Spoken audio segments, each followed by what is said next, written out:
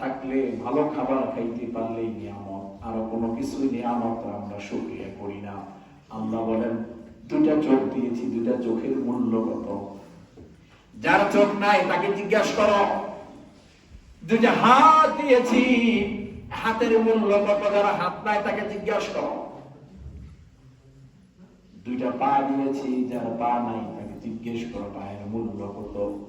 একটা কিডনি অচল হয়ে গেলে ওই কিডনিটা ট্রান্সফার করতে কি প্রয়োজন? লিভার নষ্ট হয়ে গেলে মানুষগুলা দুঃখে দুঃখে মরে যায়। বলা যায় ওই সব নিয়ামত তুমি নিয়ামত মনে করো না। আল্লাহ বললা, ইন শাকারতুম লাযীদান্নাকুম ওয়া লা ইন কাফারতুম ইন্না আযাবি লাশাদীদ। সুস্থ শরীর দিলাম, সুস্থ মস্তিষ্ক দিলাম, এরপরেও আমার নিয়ামতের শুকরিয়া করলা না, আমি আল্লাহ তোমাকে এরপরে আস্তে আস্তে করে অসুস্থ করে অসুস্থ বানাইয়া ফেলি। বলেন নাউযুবিল্লাহ। আল্লাহ রাব্বুল আলামিন সুবহানাহু আর-রাহমান আল্লামাল কুরআন। আর-রাহমান ওই রবের কথা, পরম দয়ালু আল্লাহ। ওই রহমান, যিনি রহমান দয়ালু, যার ভিতরটা সমস্ত দয়ায় ভরপুর, তিনি হচ্ছেন আমাদের আল্লাহ। সমস্ত কিছুর নিয়ামত তিনি দিয়েছেন। আমরা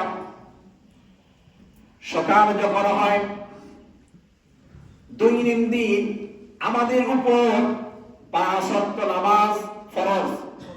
কয় ওয়াক্ত নামাজ? 5 ওয়াক্ত নামাজ ফরজ। আল্লাহর হুকুম মানতেই হবে। একটু চিন্তা করেন, সকাল হয়ে যে দুপুর হয়ে যায়, নামাজের খবর থাকে না। এরপরেও আল্লাহ আপনার দুপুরের সকালের খাবার বন্ধ করে নাই, দুপুরের খাবার বন্ধ করে নাই, চলতেছে। আপনি চলতেছেন, হাঁটতেছেন, সবকিছু করতেছেন।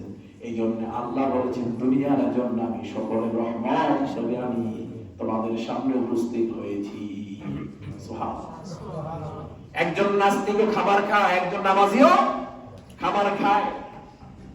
একজন কোরআন বিদ্বেষী, ইসলাম বিদ্বেষী, সে হাঁটা চলা করে অক্সিজেন নেয়।